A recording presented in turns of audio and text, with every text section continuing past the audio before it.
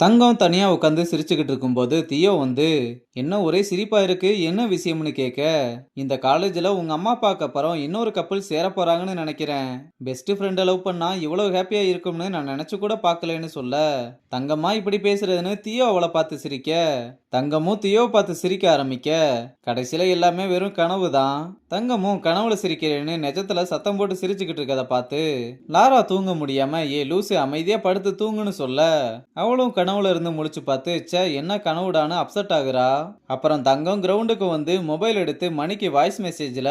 நமக்குள்ள நடந்த எல்லா விஷயத்தையுமே சரி பண்ணணும். முன்னாடிலாம் ஒரு ஹாய் சொன்னாலே எல்லா ப்ராப்ளமுமே சரியாயிரும். ஆனா இப்ப நமக்குள்ள என்னதாண்டா ஆச்சுன்னு சொல்லி மெசேஜ் அனுப்பலாம்னு போய் வேணாம்னு டெலீட் பண்ணிட்டு தனியா அவளோட பிராக்டிஸ ஸ்டார்ட் பண்றா. அப்ப மணியும் அங்க வந்து தங்கத்தை பார்த்து பேசலாமா வேணாமான்னு யோசிச்சுக்கிட்டே நின்னு வேணாம்னு அங்க இருந்து கிளம்புறான். அங்க கட் பண்ணா ருக்மணி வந்து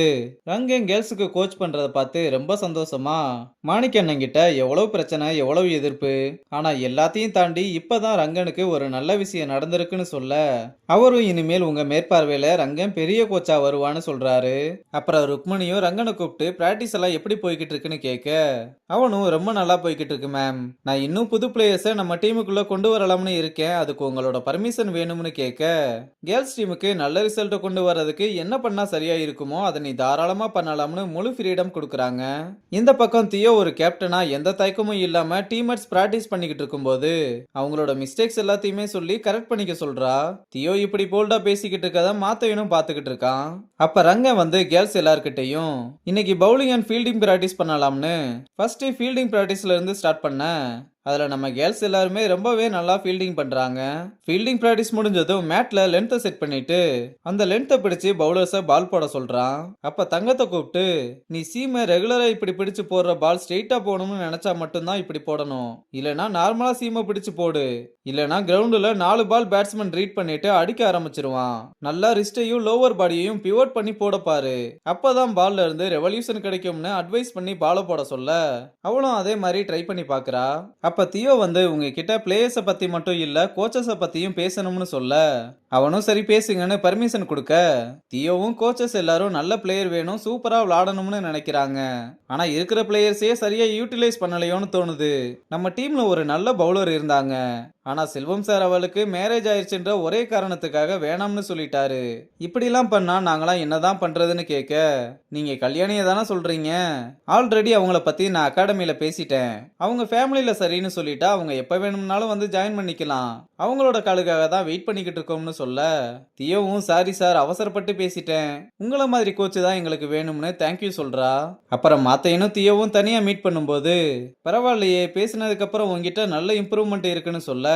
எல்லாத்துக்கும் நீ தான் காரணம், நீ சொன்ன டோன்லயே பேசினா ஒர்க் அவுட் ஆயிருச்சுன்னு ஹைஃபை போட்டுட்டு நம்ம இந்த இடத்துல மீட் பண்றதை நிறுத்திட்டு இன்னைக்கு நைட் மாடியில மீட் பண்ணலாம்னு சொல்லிட்டு ஒரே ஓட்டமா ஓடுறா. இங்க ருக்மணி ரிஷி கிட்ட எதுக்காக நேத்து என்ன பார்க்க வந்து ரொம்ப நேரம் வெயிட் பண்ணேன்னு கேட்க, அப்பா என்னோட டிசியை வாங்கிட்டு போறதுக்காக வராரு, அப்படியே கையோட என்னையும் சென்னை கூப்பிட்டு போயிருவாருன்னு சொல்ல, நீ ஒன்னும் கவலைப்படாத நான் அவர்கிட்ட பேசி புரிய வைக்கிறேன்னு சொன்னா,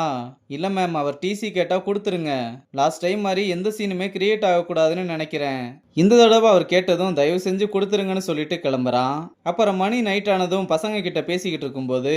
தியோ அவனை தனியா கூப்பிட்டு வர என்ன விஷயம்னு கேட்டா, நான் மாத்தையனை பார்க்க போறேன் நீ வந்தா கொஞ்சம் பெட்டரா இருக்கும்னு அவனையும் தள்ளிட்டு போறா. ஆனா மாடிக்கு வந்ததும் தியோ ரொம்ப பதட்டமா இருக்க,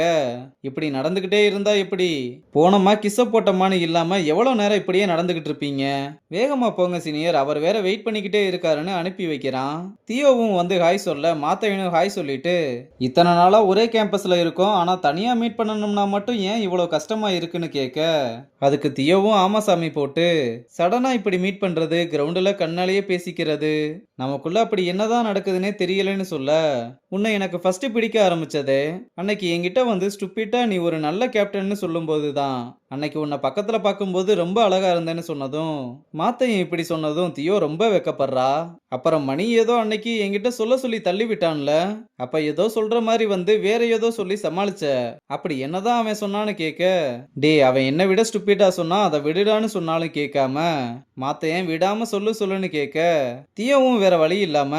நீ போய் ஸ்ட்ரெயிட்டா மாத்தையனை கிஸ் பண்ணிரு அவன் பிளாட் ஆயிருவான்னு சொன்னான்னு சொல்லி அவன் சரியான இடியட்லன்னு சொல்லி சிரிக்க, என்னது இடியட்டா ஒரு பையனோட ஃபீலிங்ஸ கரெக்ட்டா புரிஞ்சு வச்சிருக்கான்னு சொன்னதும், தியோவும் இதான்டா சாக்குன்னு அப்ப இம்ப்ளிமெண்ட் பண்ணலாமேன்னு சொல்ல, உடனே மாத்தையனும் அவள இறுக்கி பிடிச்சு கிஸ் பண்ண போறதோட இந்த எபிசோட முடிச்சிருக்காங்க.